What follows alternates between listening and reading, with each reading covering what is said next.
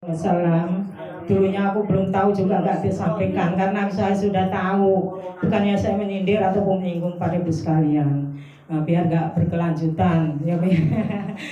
Dari hadis Nabi Muhammad SAW. Dulunya aku nggak tahu, sekarang udah tahu, saya sampaikan pada ibu sekalian. Walaupun aku tadinya memang benar dalam apa yang aku lakukan, itu adalah hidayah dari Allah Subhanahu wa taala, bukan karena aku ngerti hadis ataupun ngerti ilmunya sehingga benar. Karena Allah itu kadang senantiasa membimbing hambanya kepada dalam kebenaran. Tapi kadang Allah itu membiarkannya dalam kesusahan, aku tidak mengerti sehingga dikandani lagi ngerti ya. Dulu kemarin waktu di Bu Ajang Kariti mau tak sampaikan karena ada nyanyinya, jadi tidak saya sampaikan. Karena nyanyinya juga lama ya. Dari hadis Muhammad SAW. Sungguh ketika tamu masuk ke dalam rumah orang mukmin, berikut pula Allah memasukkan 1000 rahmat dan rahmat serta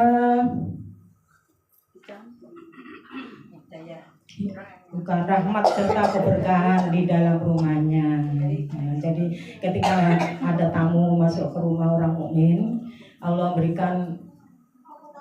memberikan rahmat serta keberkahannya.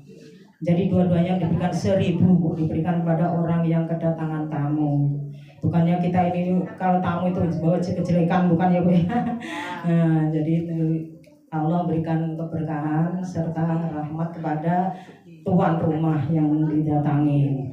Dan begitu juga dari hadis Nabi Muhammad SAW. Siapa menghormati tamunya, berarti ia memuliakan aku, kata Allah Subhanahu wa taala. Dan siapa orang memuliakan aku, berarti memuliakan Allah. Dan sebaliknya, bila mana memurkai tamunya, seperti memurkai aku atau memarahi aku. Begitu juga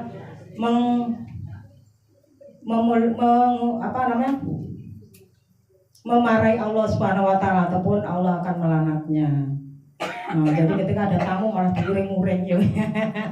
Tamu datang bukan dihormati malah diuring-uring, padahal tamunya itu membawa keberkahan tadi loh, 1000 rahmat dan keberkahan pada orang yang ditamuninya.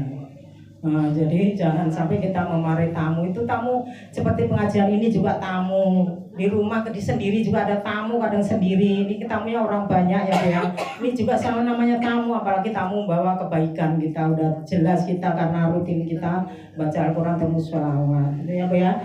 Dan siapa punya tamu lalu menjamunya makan dan minum dengan senang hati, dengan penuh hormat, maka Allah Subhanahu wa taala membukakan pintu surga baginya.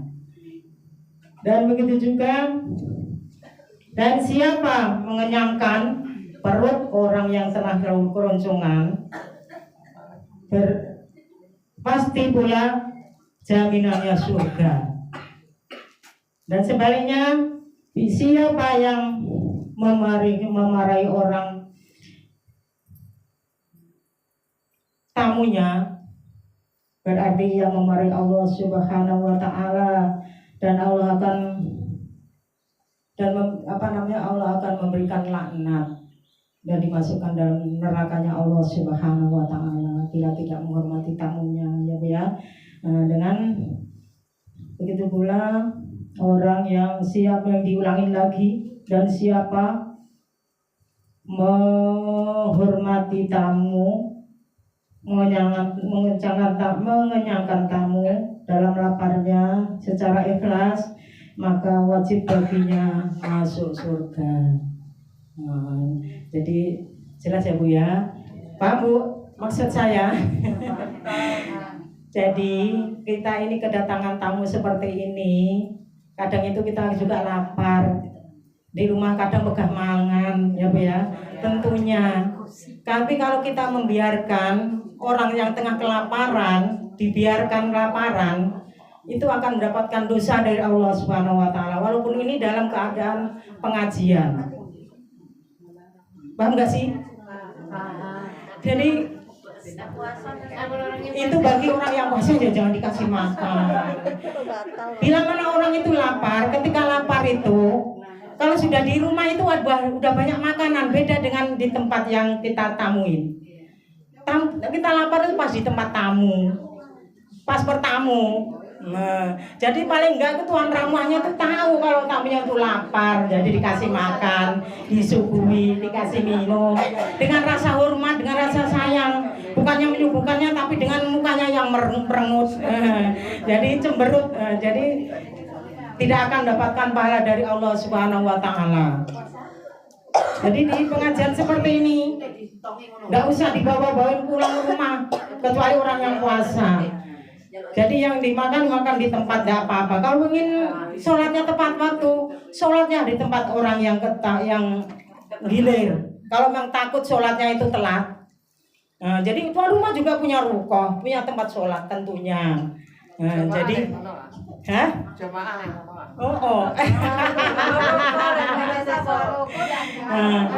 jadi lebih baik itu kita kasih makan dibandingkan dibawa pulang. Walaupun sebanyak apapun, kalau dibawa pulang itu tidak mengenyangkan perut orang yang sedang lapar. Orang lapar itu sekali itulah lapar kita. Setelah sampai rumah kita buru-buru sholat, lalu lupa dengan kelaparan kita. Jadi kita lebih baik kita memberikan makan orang yang tengah kelaparan, itu jaminan surga. Dan orang yang membiarkan orang yang sedang lapar, itu jaminannya adalah neraka, tidak akan mendapatkan rahmat dari Allah Subhanahu wa taala, akan disiksa oleh Allah Subhanahu wa taala. Ini bukan aku ngarang ya Bu ya. Ini hadis Nabi Muhammad SAW. Kalau cocok ya monggo diikuti, kalau nggak cocok ya silahkan. Yang penting udah saya kasih tahu gitu ya Bu ya. Jadi lebih baik kita memberikan makan. Di antara kita pasti ada yang lapar. Jangan membiarkan orang yang kelaparan. Dosa. Selain dosa juga mendapatkan siksa dari Allah Subhanahu wa taala. Ini bukan satu orang, dua orang, banyak ini dari kemarin ya Bu ya. Banyak ibu yang makanannya dibawa pulang, sampai rumah aku nggak kemakan Bu, aduh padahal didapat ini lapar. Sampai rumah itu nggak kemakan karena sudah nggak enak rasanya. Kalau udah telat itu kita lapar, sudah nggak enak. Jadi kalau kita ingin mendapatkan pahala yang banyak, yaitu menyuguh kepada tamunya dengan ramah tamah, dengan ikhlas ya Bu ya, pasti jaminannya surga. Jadi orang yang membiarkan orang yang lapar, yang tengah kelaparan, jaminannya adalah neraka. Allah Subhanahu wa taala akan disiksa. Ini hadis Nabi Bu, bukan aku mengarang. Dulu aku nggak tahu, jadi aku kasih tahu karena sudah tahu, saya sampaikan pada ibu sekalian. Mudah-mudahan ya bermanfaat ya Bu ya. Jadi kita memilih mana yang baik yang buat kita. Jadi kalau kita memang baik, mendapatkan rahmat dan keberkahan dari Allah Subhanahu wa taala serta mendapatkan surga ya Allah Subhanahu wa taala. Hanya memberikan makan dan minum dengan kenyang. Mukanya juga dipasang dengan muka yang ramah tentunya ya. Bila mana dulu ada yang udah benar memberikan makan di tempatnya, itu ada bimbingan dari Allah Subhanahu wa taala semata, bukan karena ngerti ataupun tahu dengan apa yang dilakukan. Maka Allah senantiasa memberikan petunjuk. Kadang orang itu selalu dalam kebenaran karena itu ada hidayah dari Allah Subhanahu wa taala. Mudah-mudahan kita senantiasa mendapatkan rahmat dari Allah Subhanahu wa taala. Sebelum kita tahu, kita tidak masalah, tapi setelah tahu lebih baik kita memilih yang baik ya Bu ya. Tentunya mudah-mudahan yang bermanfaat dari saya terutama dan ibu-ibu sekalian pada umumnya, dan semoga pula ibu-ibu tidak tersinggung karena banyak ibu-ibu yang seperti itu ya Bu ya.